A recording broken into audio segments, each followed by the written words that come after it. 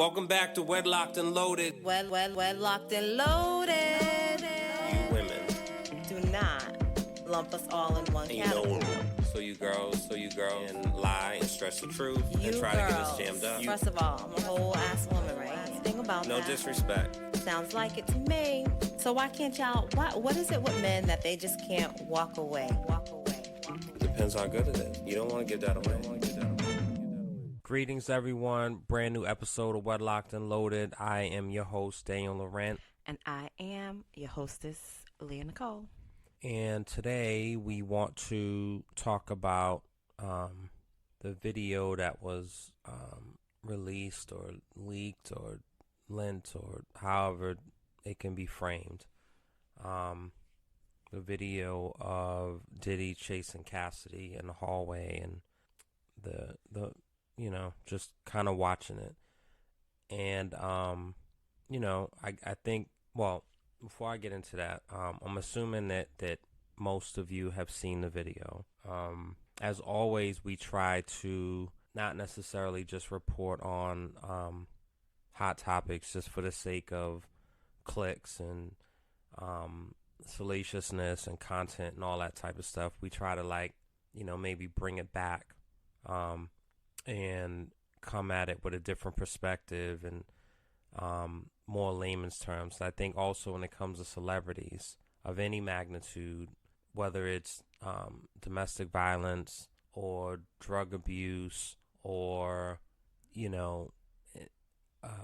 constant troubles with the law, sometimes some people just kind of put it as that's them, that's rich people problems and those type of things.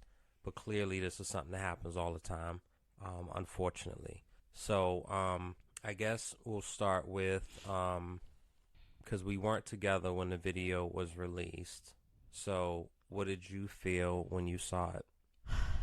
I think it's definitely a little too, and an apology is an apology, right? And if it's sincere, it's one thing. No, not his. Oh, I'm sorry. I'm saying the video of the leak. I'm sorry. The footage of the hotel lobby. Mm-hmm. When I first saw it, I think I went through a few levels of different emotions. It was sadness, Initially, when I, seen her tipping out, it was like, okay, wow, good for her, right? Like, is this the day, that she finally decided that enough was enough and she had enough courage, right? The strength to actually leave. And then, the part where he's now chasing her and now he's putting his hands on her and dragging her, there was a sense of sadness. It was a sense of sadness there. There was no shock, just a sense of sadness. And specifically for her. And I think, not to excuse anyone's behavior by no means, right? You are a grown person. You know right from wrong. The unfortunate thing in all of this, right, whether you are the victim or whether you are an abuser, most times you have witnessed this, and unfortunately, whether you've witnessed it and experienced it as a child, had some sort of experience with this as a child, a young person, the sad reality is that sometimes we more so learn by behavior as opposed to, knowing right from wrong and following the moral compass, right? Clearly there was a sense of control there and needing to be in control. Otherwise he wouldn't have ran down the hallway in his towel and felt the need to take up her stuff, her belongings, because he picked up her belongings, then put hands on her, and then tried to bring her back, by forcefully bring her back by dragging her to where they came from. put the button in it. Overall, a sense of sadness. There was some anger because it's like, how dare you? And so those were the two main emotions that I felt. So D.L. Hughley, who I follow. So I stopped following Diddy a while ago, and I stopped following 50 a while ago. Because all of it, and it's allegations and all these things, but all of it is really, really sad. It's sad on a million different levels, and just personally, it's the person that, if it wasn't for him and his existence, I don't know if I would have ventured into the things that I ventured into. Leah, it's not a matter of you commenting on it. I'm saying for me, like the inspiration for me, seeing him, he was the person who inspired me to. It wasn't Russell Simmons. It wasn't so much Jay-Z and Dame Dash. It was Puff. It wasn't Suge. It wasn't Berry Gordy. It was Puff. And so, meeting him, and I couldn't even talk. I still remember that. And it's, it's regardless of all the stuff with the bad contracts and the artists, all those things are things that unfortunately, for us, we tend to look at each other. Fortunately, unfortunately, we tend to look at each other with a certain lens, right? And there's different expectations that we have of each other, but then we talk out of both sides of our mouths. So Jimmy Iovine put forth the same contracts that Puff has put out, but we look at Puff a little differently because, why would you do that? Why would you do that to Black Rob, or why would you do that to the Locks, right? But those things happen. So I didn't so much feel a way about him regarding those things, right? And similarly to the native land thing, like there's a contract that's put out and you have a choice to just sign it, or you have some negotiations, right? And you make it a little less painful. Yeah. Because I think with any agreement, for the most part, any agreement, someone is probably getting more favorable terms. Right. There's going to be somebody that's going to benefit more than the next. Yeah. So it is what it is. So I think so anyway, D.L. Hughley, who I respect and value, and I think really highly of. He posts things that I'm like, damn, yo. But I think he posts all of it, right? And it's a matter of putting it out there for people to see. It's not a matter of the stuff. So anyway, he posted it. I seen it. I said, holy shit. And I remember, I think I was bringing, I had just picked up Daniel. And I was waiting for him to come in the car. And I seen it. And I started driving. I went to turn it off. I'm like, wait a minute. And because it was like the disclaimer. Yeah. I said, what the fuck is this? So then I pulled over and I watched it. And I think I made some sounds, and I swore. Like, he had no idea what I was watching. I didn't feel the need to share it with him. I mean, I said, God damn, yo. Like, and, it's one thing to, and I didn't go through reading, I don't know how many pages it was. I didn't go through reading her, it's not a deposition, was it? Yeah. So I didn't go through reading that, but I saw excerpts and saw people talking about it and what have you. But it's different to see it. Yeah. And by no means did I ever feel like Cassie was lying or exaggerating the truth, or, the things that I've actually unfollowed some people and unfriended some people, because it's just interesting as men when the position is taken as, I mean, it's really a different level when women do it, because unfortunately a lot of women have been on a receiving end of that. So I think you all, and I'm saying that just as a blanket, you all get it in a different way. But when men just say, "Oh, how come she didn't say nothing back then? How come?" And and if it was so bad, how come? And it's like, just be quiet. Mm-hmm. It's okay, yo. Yeah. It's literally okay to be quiet on this one. You can comment on the next thing. Just be quiet. And so to see it and to see that, and when he kicked her, I mean, that was like, it wasn't even like a scoot over. Like, that was a full-fledged, and it reminded me of when Nipsey was shot and a dude kicked him in the head. Yeah. And we're taught growing up, the worst thing you can do is put your foot on someone. Or spit, yeah. I mean, he might as well have just spit on her. Yeah. Well, I'm just saying those are the two most, disrespectful things. And so, I don't know. It's interesting that this came out, and the people that were the Diddy capers, so to speak, when, again, you don't have to say anything, but they're kind of quiet. Some of them. I haven't seen anyone say. I mean, I did watch a video earlier of Luke, and he was pretty. But so even listening to Luke, because Luke has definitely had his share. I don't know if necessarily like physical abuse. I don't know. I mean, I wouldn't be surprised. But he's definitely had his share of some allegations and some things that he's participated in that was unfavorable. And I think with his line of music and business and all those things like that, really just is kind of goes hand in hand with underage, possibly.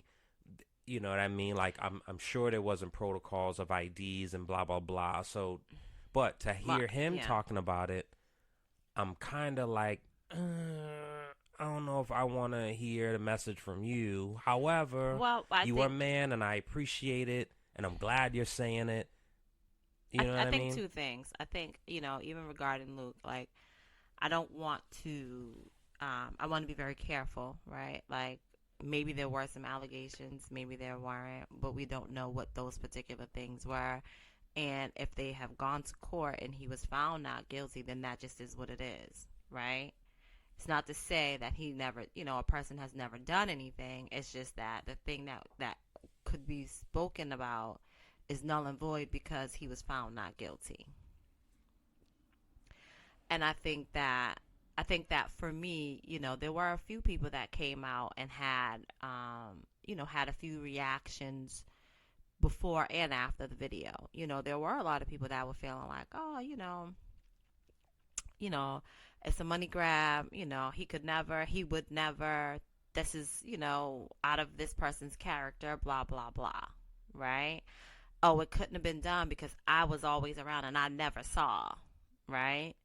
To those now that there is some evidence and that, the world sees, it's like, oh, now everybody just needs to backtrack and say, oh, man, whether they were quiet before because, they didn't want to believe, or they just chose to be quiet because, again, you don't always have to have a response to anything, to now they need to save face and say, oh, man, like, I'm so shocked. I can't believe this. I feel so bad. I'm so sorry that this person had to endure this.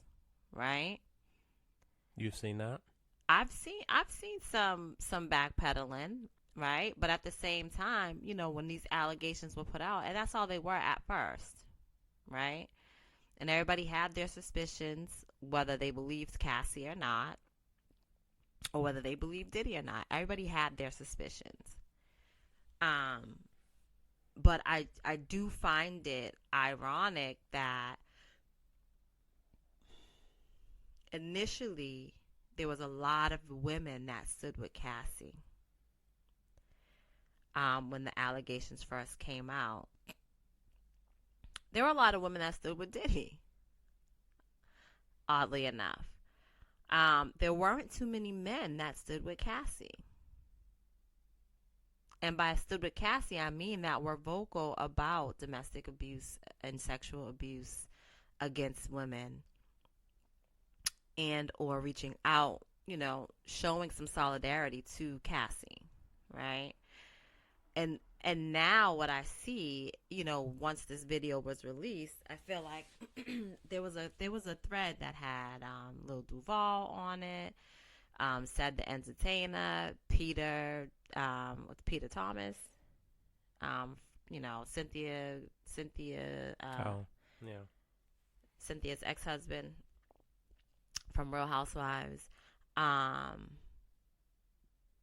and I feel like, maybe there was a few other people that was on this thread, um, you know, talking against domestic violence and sexual abuse, right? Some were saying that the apology was a little too late. Some were saying, like, Wait, are we talking about Diddy's apology now? yes. All right, And I'm so not going to go all the way into it. Okay, I guess. Go ahead. yeah, I mean, all right. So as of when did it come out? It came out on This morning? Sunday. Today. I think Sunday. Sunday. Sorry. Yeah, Sunday. Yeah, Sunday. Sunday.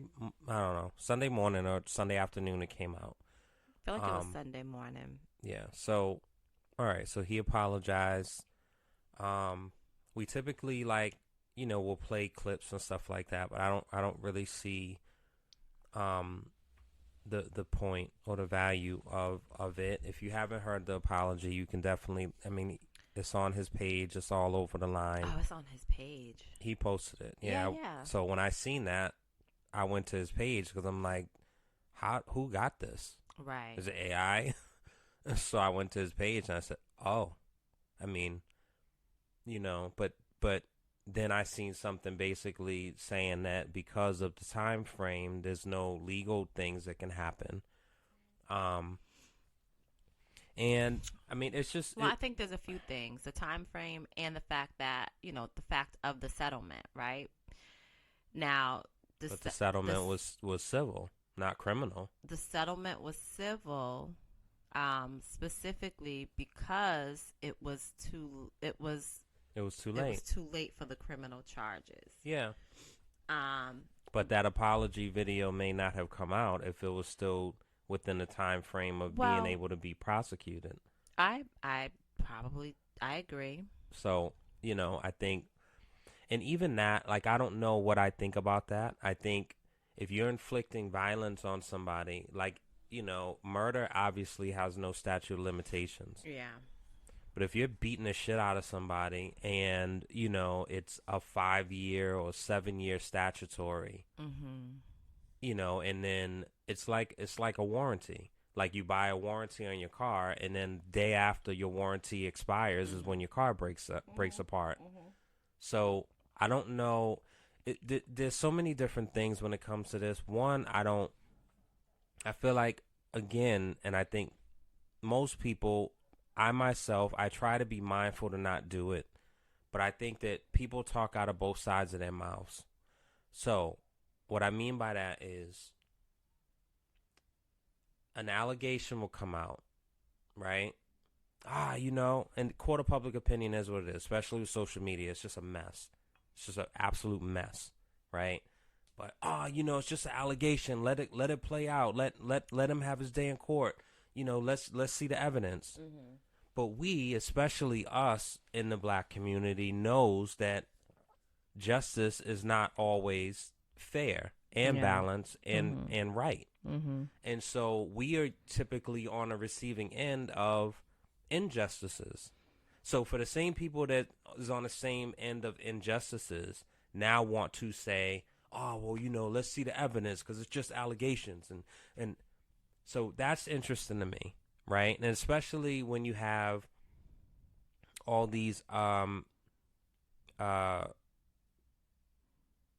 lawyers. It's just like when COVID, everyone was an expert and a doctor, and everyone was into natural medicine. You know what I'm saying? I'm not putting that into my body because, like, it's just interesting to me. And it's the reason why, I don't know, man. It's no putting the toothpaste back into the tube. I just feel this shit is it's a mess. It's an absolute mess, and there's so much happening at one time. And even though I don't care for I'll bring it back to Puff in a second. Even though I don't care about the beef with Drake and Kendrick. Like, I wasn't like in favor of that. It was definitely entertaining. It went super low, and there's so much trauma being thrown around. I mean, that in itself is just sad and dark, right? And who knows what's true and what's not. Allegations of being a woman beater, allegations of being a pedophile. It's like, Jesus Christ. So, but, you know, at least it was a distraction from Palestine and Gaza, and, you know, no one told King Combs to release that song. We could have definitely went without that. Yeah. And the days after he releases it, oh, you want some attention? You want this to go back to you? Here you go, baby. Right. Here you go. Right. And supposedly Diddy paid for the video and blah, blah, blah. And it's like, and then, you know, people being opportunists. So abuse happened on camera, and someone was able to give you, supposedly, someone was able to give you $50,000 to not release that video and hand it over to him. A crime was committed, and you chose to give $50,000. It's not life-changing. We're not talking $3.5 million. Well, I don't know if it was a one-time payment or not. And even with that, right, that could be life-changing to some people. Sure, it would be life-changing to me, but for a second. Yeah, I mean, hey, but that's to you. But where's your So again, people's moral. So we're not talking about him pissing in a stairwell. I completely That's different. Understand. Or like if he had a threesome, right? I'm not like I understand where you're coming from, why you're saying what you're saying, but I also understand that for some people, money talks, right? And unfortunately, it is what it is. If you have some type of leverage over somebody, depending on who it is and what it is, you're going to probably try to use it to your benefit, right? Maybe in their eyes, okay, well, you know, had she been quote unquote seriously hurt or even worse, you know, had she died that night, maybe things would have been a little bit different. And not to say that that's what it should have taken, right? But also, we don't know, you know, he was very comfortable doing this there, right? So we don't know if this is not the first time that something of this nature has happened there, and he felt like he had, you know, the carte blanche to do so because he had an end. Like, there's so many what ifs. There's so much unknown. And I can't say, you know, I don't know. I can't say that I'm not surprised, nor am I disturbed by the fact that there was footage of this and it was held on to for 6-8 years. I don't know the time frame anymore. 6 to 8 years possibly. Was it 2016 that happened? I don't know. Yeah, so we'll say 8 years. I believe that was 2016 or 8. Even if it was 18, it was 2016, I think. So we'll say 8 years. So even if that was held on to for 8 years,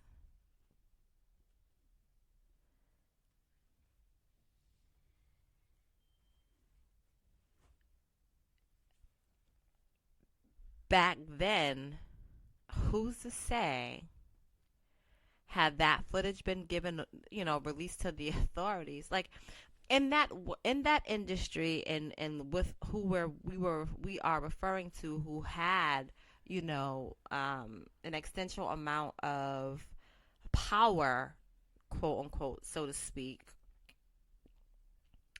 that footage is released to authorities, right? And then now it just disappears altogether. And you call yourself trying to do the right thing. and now nothing is done with it, and all of a sudden this evidence is gone and it never existed, and now nothing happens. I'm sure that's happened too. Of course. It's just, so like what's it makes like what's the point? Yeah. Like what's the point of anything? Like wow.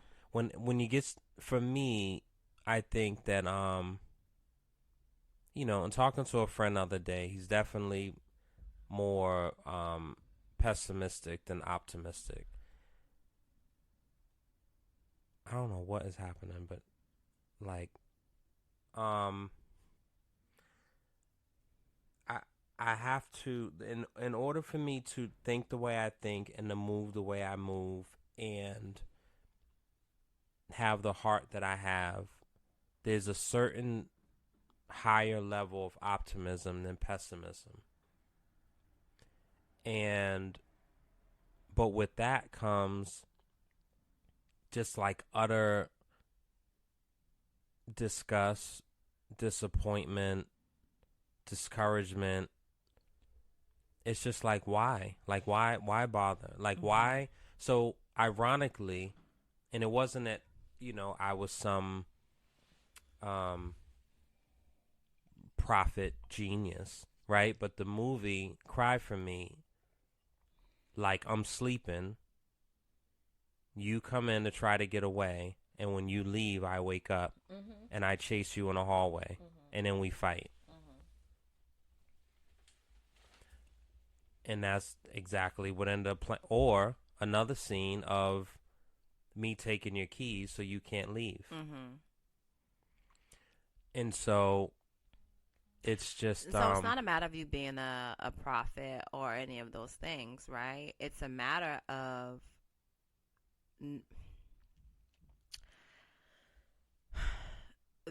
Again, those are all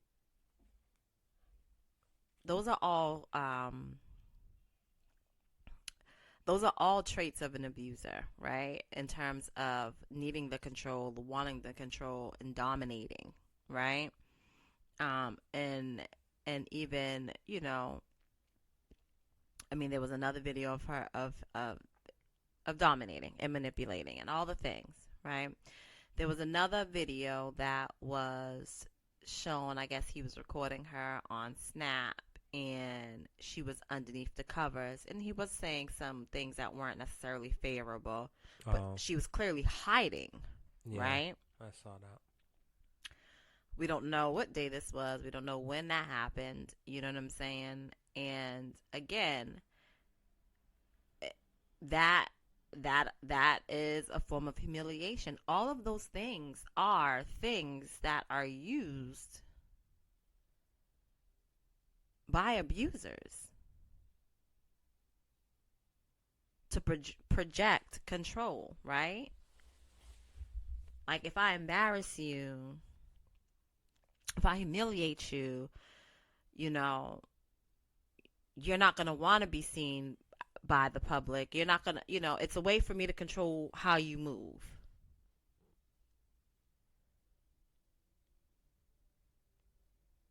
You're going to be too worried about who's saying what to you or about you.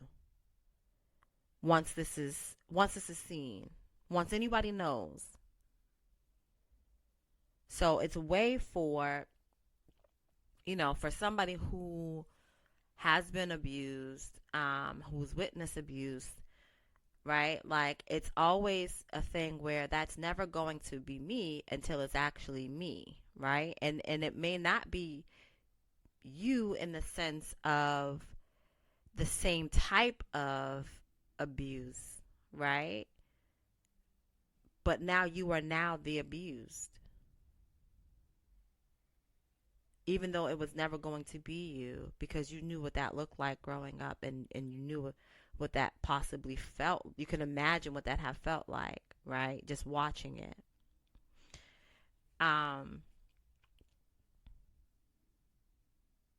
But when it comes in the form of, when it comes abuse is abuse across the board, right? But when it comes in a different form than what you are used to, sometimes you can't really see the red flags. And I know I kind of went I went left just a little bit, but you don't really see the red flags, right? And sometimes when you notice them, they are a little bit too late because now you're in it. So I think a few things. Let me just go back to what I was saying in terms of just using that again. That's just power, right? The manipulation, the humiliation, the microaggression, the aggression, like all of it is just a way to keep someone or someone's in line and in check, and by that I mean we're in the place that you want them, in the position that you want them in, despite what they want. And sometimes they don't know what they want, and by they I'm talking about the abused. Most times it's just a matter of love and protection, security. I think that's what most people in general want when they're talking about, having a spouse, having a partner. They want somebody that's going to love them unconditionally. They want somebody that is going to provide a sense of security. They want somebody that is going to protect them. And not just in a physical sense, but overall, right? And I think that a lot of times when somebody has that much pull in the game or power, so to speak, you feel like you are going to get that. But then it's just a matter of at what cost.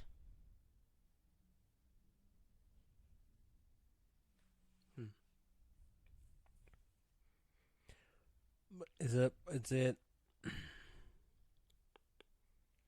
can a person, so if you're having a disagreement, it gets heated and volatile, and the man puts his hands on you or pushes you against the door. Mm-hmm. Is that an indictment on his character, or is that an indictment on his character? Is that a preview of what's to come? Is that a lapse in judgment in that moment? Is he able to be forgiven? Like, what does that look like? Like, what do you think that looks like? Unfortunately, it can be all those things, right? It can be all those things. At the end of the day, and I'm not saying that this is okay, right? But at the end of the day, we are all human. At the end of the day, we all have limitations, right? Some are better prepared with coping skills and and mechanisms to avoid getting to that point, right? Like some people can walk away at the height of their anger. Some people won't allow the next person to get them to the height of their anger.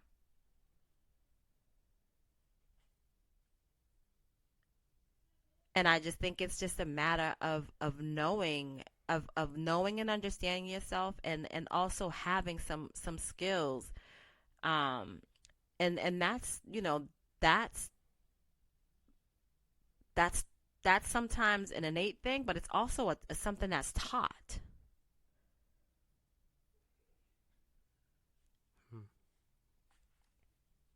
Right? Like I kind of feel, I mean, and this is completely separate.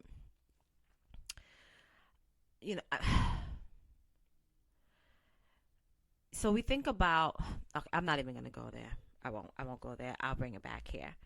Um, but back on this, right? There was some footage that was also released of Diddy on the Ellen show and talking about the Chris Brown and the Rihanna thing, and his take was very interesting. You know, for him, he wasn't placing blame on either one of them, right? And it was basically like, this is a teachable moment. You know, they are both young adults, right? People make, one of the things he said was, people make mistakes. We don't know who put their hands on who first, and not that any of that matters. But people make mistakes. And what should be done right now is not condemning, but basically trying to figure out how can this situation be rectified in terms of getting them the help that they need.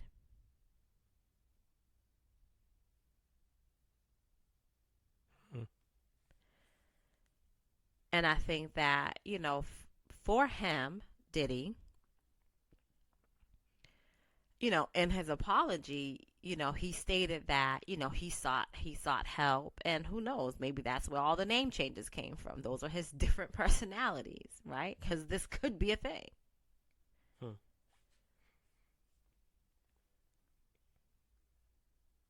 you know. But I think this is, I mean, either however this is going is this is definitely like the beginning of just what's more to come. And unfortunately, you know, more people are gonna find their courage, or you know, find their courage, or find it a way to kind of put the nail in the coffin, you know, air out their grievances, however. And it's very interesting, man. And I think, you know, as a man that struggles to unlearn and deal and process and communicate, um and all those things, it's a really dark thing to look at other men who are not as disgusted or embarrassed, and then you are forced to think, well, why are they not? Right? And so it's not just a Diddy Cassie thing, obviously. Like, it's our next door neighbors. It's the person, it's our colleagues. It's the person that looks so strong and has her own company, and you know, you call her the boss B, and she's going home and getting wailed on. It's all these things, all these people. And so, you know, I don't know. I'm in a space of just processing and figuring. And I guess this is one of those things that happens with me. So when George Floyd was murdered, it was a really dark time, and I just was trying to like figure it out. When Nipsey was killed, it was a really dark time. I was trying to figure it out. And each of these three different things, you know, are different for many different reasons. But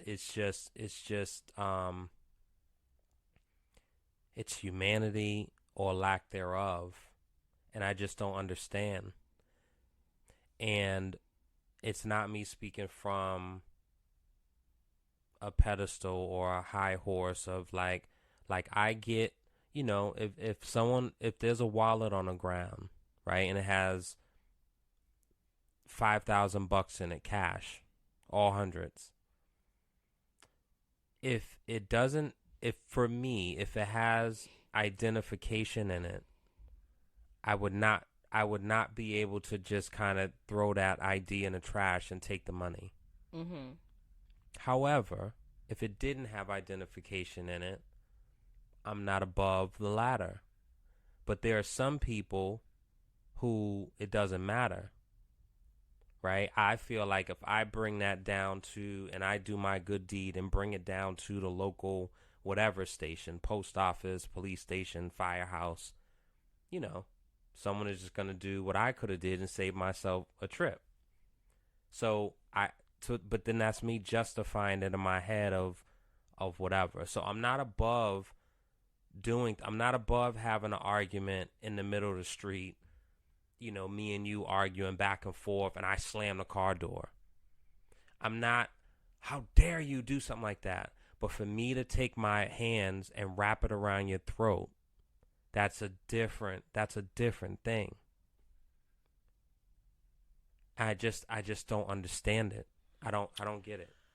But that's a different thing to you, right? And so somebody looking on may see that and be like, oh my goodness, what's happening what's happening behind closed? Like, if this is what's displayed outside in the public, what is happening behind closed doors? But again, this is what I'm saying, right? Like, some people have, they have different mechanisms. Excuse me. They have different mechanisms, and they have, the ability to not display that anger, not get so angry that it just, bubbles over the surface, right? And some people don't. And again, it's something that is, I feel like it's something that's, that is taught from an early age. And I think so what I said I wasn't going to get into, I will get into. I think as parents, right, we kind of do a disservice to our children when, we don't say no. When we don't, and not when we don't acknowledge or have a child experience some sort of failure, right? And they don't have to be big fails, right? But I think, for example, if a child comes home and they play on a sports team and their team loses, or even in the middle of the game or right after a game, the team loses and the child is just irate, right? And just storming around and just can't pull it together, right? I think that is a teachable moment to show your child and explain to your child that, guess what? In life, you will not always win. Even if you try your best, you will not always win. In life, everything is not going to be fair. You will experience a boatload of unfairness, right? Be it at home, be it at school, be it at work, just in life. You will experience these things. And shouting and cursing and kicking and screaming is not going to make a difference, because you still will experience said thing. So let's figure out how we can handle those emotions and deal with how we feel when we experience said things. Once that happens and continues to happen, I feel like there will be less outbursts such as that. Because at the end of the day, that's just, it's the power struggle within self, but it's also not really being able to control and handle our emotions. Have I ever been so mad that I wanted to become physical with somebody? Absolutely.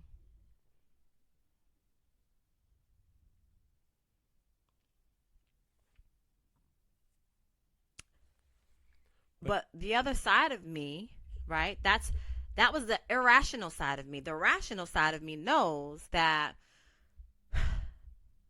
it will feel good in the moment. Right? I laugh. It's not funny, but I laugh because it will feel good in the moment. But the reality is, it's not going to make me feel any better. It's not going to change the situation. So, what can I do for self to change that situation? How can I be a better self?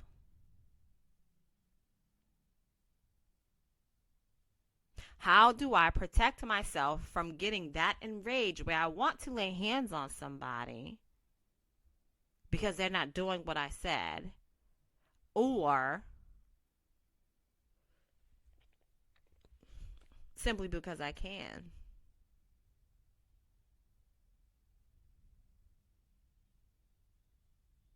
And I think that's what needs to be spoken about. That's what needs to be taught. That's what needs to be understood, right? Self. People are so unaware of self.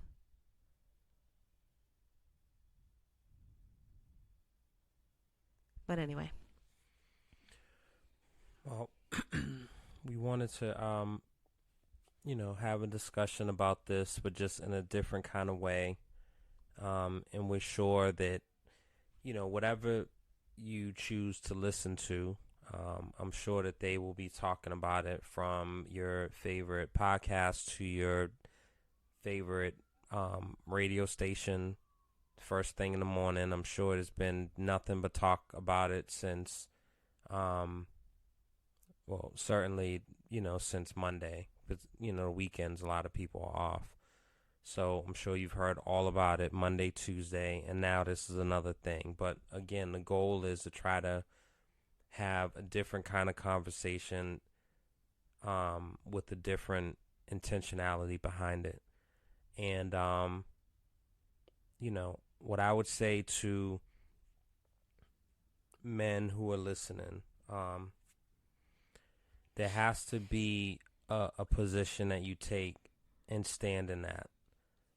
Right, and I almost would implore you to not be a silent ally at this point. I think, things are not funny, things are not cool.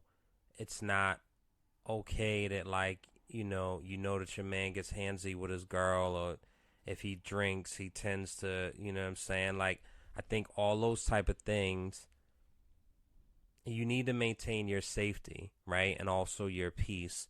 So I'm not imploring people to be vigilantes. My standpoint on certain things, I'm not asking for other people to have. But I just think that standing by and being silent, you're being complicit to it. In the same way we are asking for, other races to do certain things or be vocal about certain things to make changes, like, we have to also do that amongst ourselves. And I'm not speaking to black men in particular. I'm talking men in general. And it's just a very interesting position that I see people are taking as, like, the first line of defense. Like, oh, what does she do to, I wonder what I want. It's just very, very interesting. And I just would ask you to think about what side you want to be on and stand in that side, and don't teeter-totter anymore and straddle the fence. I think it's easy to say, like, how would you want your daughter treated? But unfortunately, I don't think people even correlate the two, which is just interesting. The other thing is that we have to be present and be more father figures or uncle figures, because what ends up happening, unfortunately, is this The women who are often navigating the world alone, those are the ones who are targeted. If you know that her father is probably gonna come after you with guns blazing, literally and figuratively, you probably will be a little more mindful. But if that threat is not there, it just kind of, all right, it is what it is. And so and there's just so many different levels, and I'm not speaking from the stuff that I've learned since we've been in these different spaces. I'm not talking about, coercive control. I'm not talking about technology and cyber abuse and all. I'm not talking about any of those things, because all those things are real things, and usually they're patterns. Yeah. I'm talking about very simply, like balling your fist up and punching a woman in the face. Mm-hmm. I just don't get it. And it's not funny. It shouldn't be tolerated. It shouldn't be swept under the rug. It's no longer look the other way. Like, what are you gonna do about it? If you're against calling the police, fine. I'm all for it. But what do you do about that? I want people to pick a side. And that's all I'll say on that. I'll definitely say good luck to that in terms of picking a side.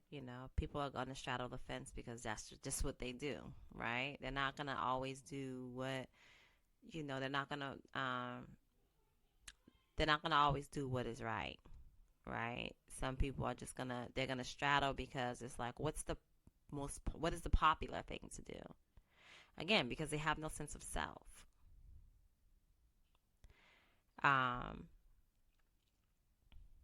Unfortunately, I think that, you mentioned a father presence or just a dominant male presence in a female's life. Sometimes they exist, most times they don't, right? And as I feel like, abusers, they have a way of seeking out,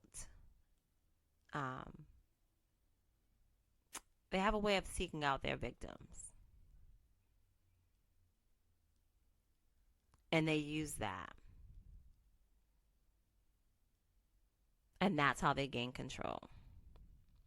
Whether it's knowledge that their victims have shared with them about their past experiences, about their fears, about whatever, right? Anything that you typically do within, a romantic relationship where you feel like you trust a person. When you share certain things, some people call it pillow talk, but when you share certain things while you're getting to know each other, right? People tend to use those things against you. Friends who become foes, lovers who become exes, you know what I mean? Like, they use that against you as their leverage. So, I think it's just, and it's not to say that you shouldn't, if you're looking to be in a romantic relationship with somebody or even a friendship, it's not to say that you shouldn't trust anyone. But it's also to say that you should be very mindful of what you share, but specifically how you share it. I think that, it benefits you across the board, everyone across the board, to be aware of self. Aware of self, love self, and be aware of how others actually treat you. And if you see something that is a consistent pattern that makes you raise an eyebrow, meaning that you're questioning, like, yo, what's up with that? Like, why did he or she respond this way? Ask questions, get your answers, and don't become a victim. And on that note, we will see y'all next week, God willing. Be kind to each other, and yeah, I don't, it's a lot, but be kind to each other, and love, that's all I'll say. So we'll see y'all next week, same bat time, same bat channel. We're locked and loaded. You know what it is. Yeah. We're locked and loaded. Start this fire, fuel my desire. I ain't lying when I say the one I need. Yeah, nobody's near you. Clear up in a review. Baby, let me hear you crying out for me, crying out for me.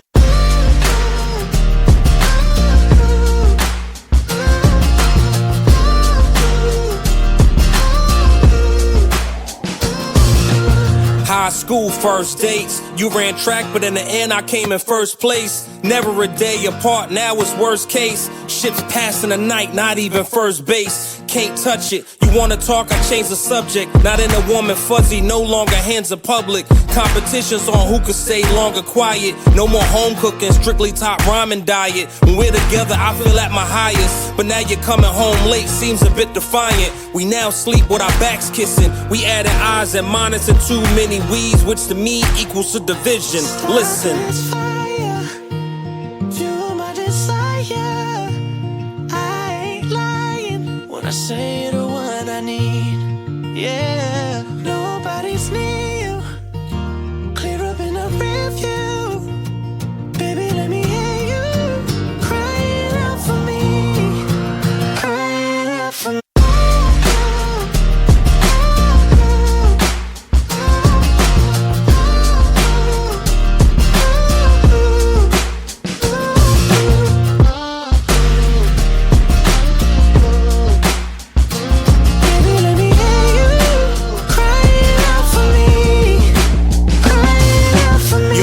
Phone more frequent, texting back and forth, privacy mode secret. You know what they say about the closest, yeah, deepest. Fear losing you and humility's increasing. Can't control it, something that I've grown with. Women constantly like to control shit. My pride was jail, but you paroled it. When we're together, I feel whole shit. Relationships ain't easy, really starting to take its toll shit. If I can't have you, know the rest of it. My heart hurts, leaving me in a deficit. Pain so bad when I breathe, feeling my chest and shit. Marriage is eulogized, I can see the death in it. Most definite. Fuel my desire. I ain't lying when I say the one I need. Yeah, nobody's near you. Clear up in a review. Baby, let me hear you crying out for me, crying out for me.